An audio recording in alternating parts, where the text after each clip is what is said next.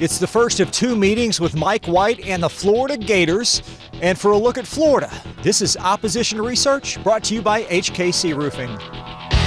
With 5 weeks remaining in the regular season and meaningful games aplenty looming, it's hard to characterize a midweek January tilt as overly significant. However, for Mike White and company, Wednesday's outlasting of Ole Miss in overtime could prove to be a springboard in the Gators' quest to join the SEC's top tier.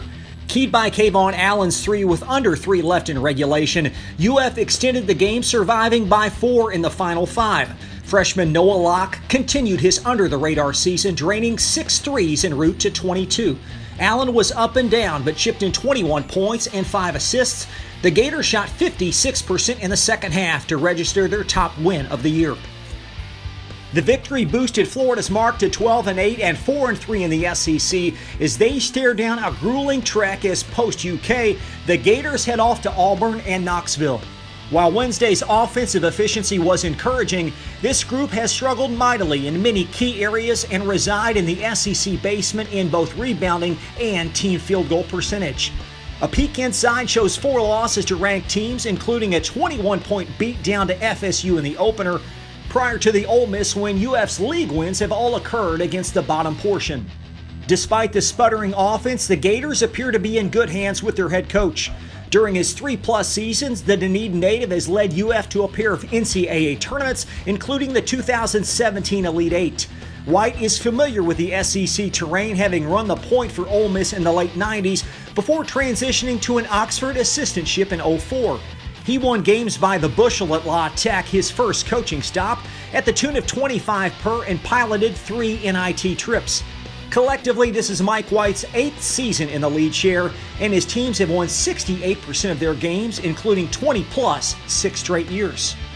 The coach's top player is the uber-experienced Kayvon Allen. The 6'2 senior has chalked up some 1,500 career points and garnered 100+ starts.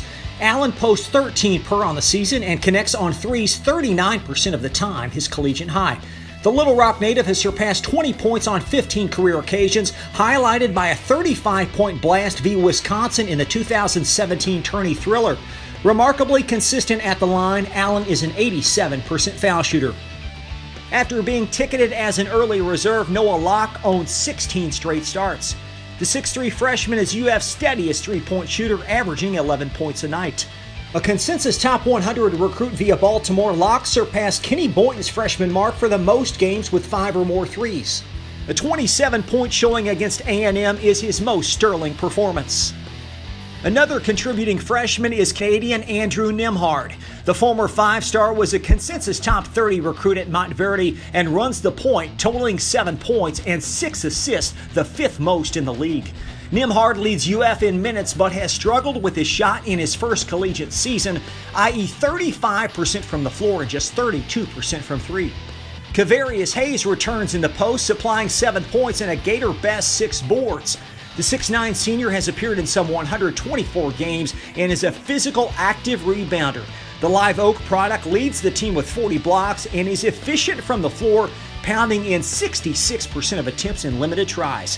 Hayes' season high is 12 points. Keontae Johnson has delivered 6 and 5 in a supporting role. The 6'5 freshman was a top 100 recruit from Oak Hill and played his best collegiate game versus TCU last week.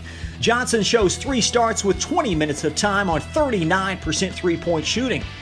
Additional Gators include spark plug DeAndre Ballard plus the seasoned but struggling Jalen Hudson.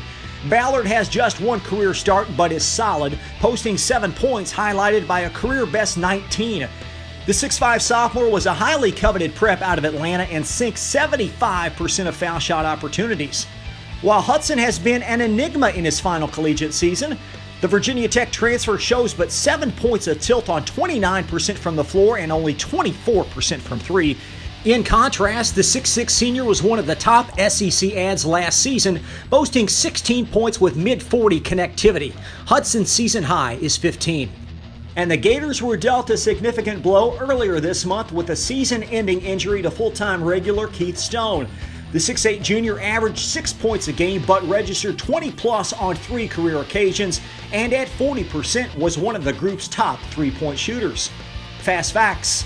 Despite just 35% shooting from three, the Gators trail only Auburn for the most made three-point field goals amongst SEC teams. Florida won both matchups against the Cats last season and have been quite formidable in Gainesville. And this is the first of two regular season matchups, with UF traveling to Rupp early next month. This date in Gator basketball history, Florida snuck by South Carolina to improve to 16-4 on the season. Teddy Dupay set a season high with 20 points, and with Billy Donovan on the sidelines, helped lead the group to the 2000 Final Four.